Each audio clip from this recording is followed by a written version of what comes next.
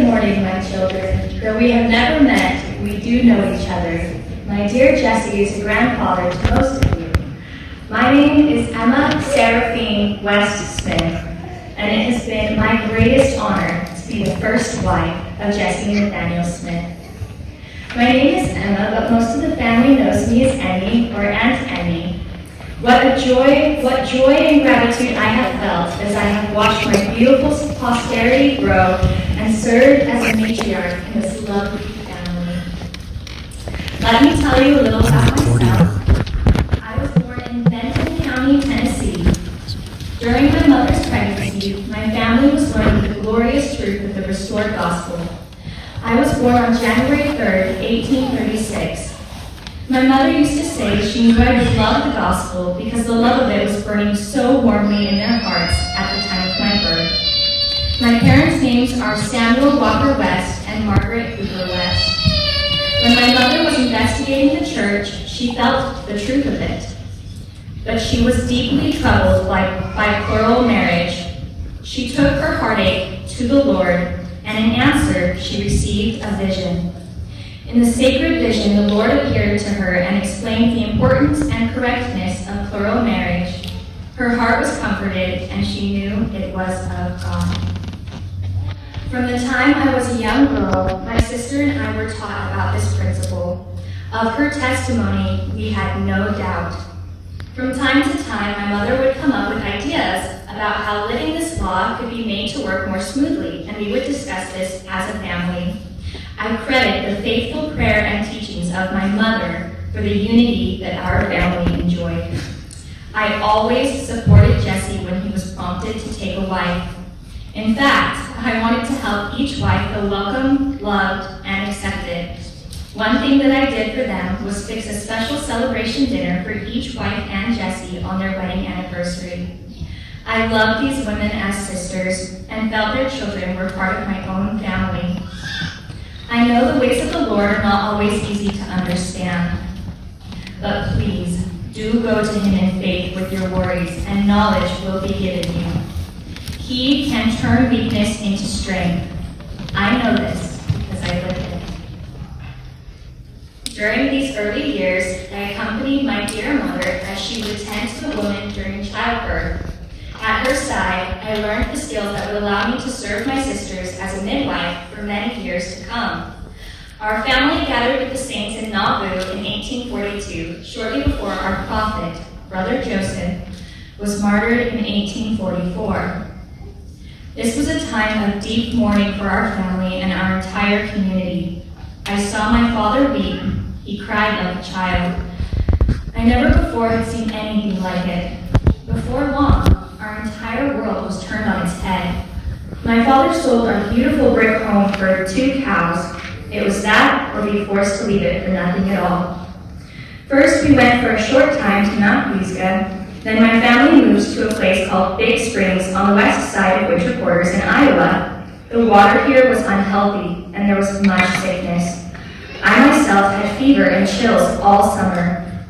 Our baby, Samuel Wilford, passed away. Mother was sick, and father was covered in boils.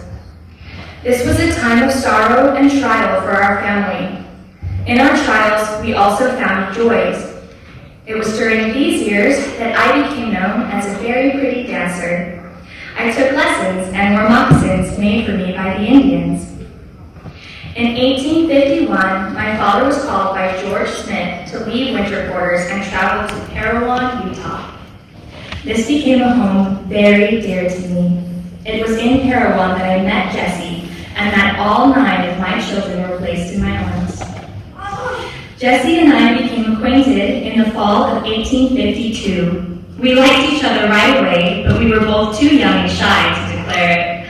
Other men wanted to marry me, including Jesse's cousin, who wanted me for his second wife.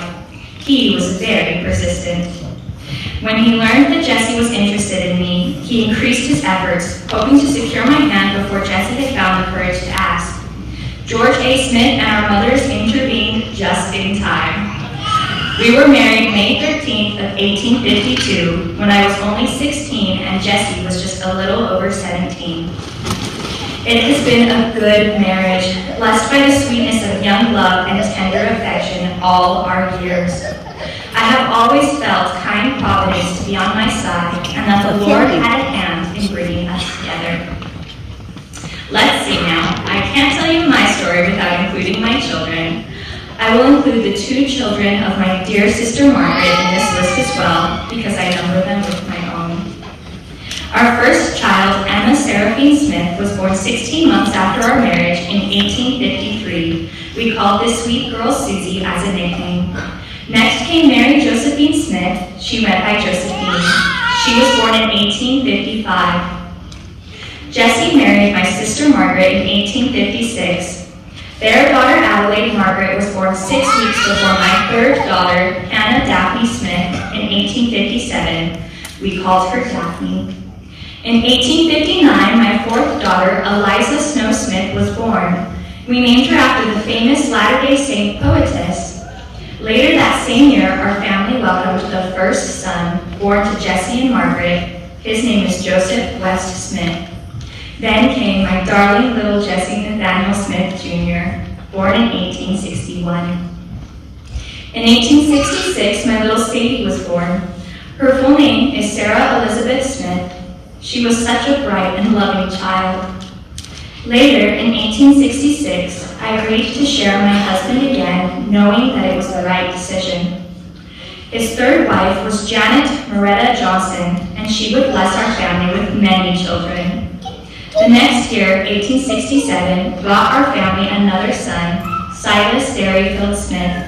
In 1869, while serving his second mission in Scandinavia, and with my trust and blessing, Jessie united Augusta Marie Alton to our family. She was a very kind girl and the age of my oldest daughters. She was so homesick and out of place when she first came to her new home on the frontier of the United States. Life was so different from what she had known.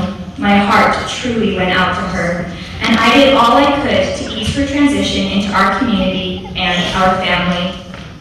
1871 brought another son to my home, John Walter Smith. We called him Walter. In 1873, when I was 37 years old, my final child was placed in my arms. This was my Samuel Francis. What a comfort and joy this child was to me throughout my years. All told, I was a mother to 11 children. My sister entrusted 2 to me, and 9 I gave birth to. My heart burns with gratitude when I reflect that all of my children were protected and allowed to live into adulthood and bring me grandchildren. What a gift these children are, truly an heritage of the Lord. In 1878, our family answered the call to help start a new settlement in the White Mountains of northern Arizona. The community was called Snowflake, and Jessie was asked to be the stake president of the entire area.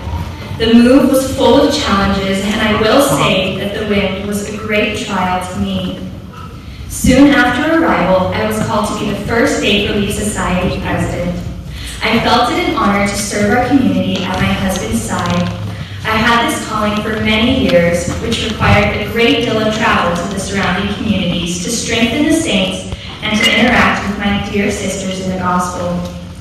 I must add that when I was 45 years old in 1881, Jessie married a dear girl named Emma Larson.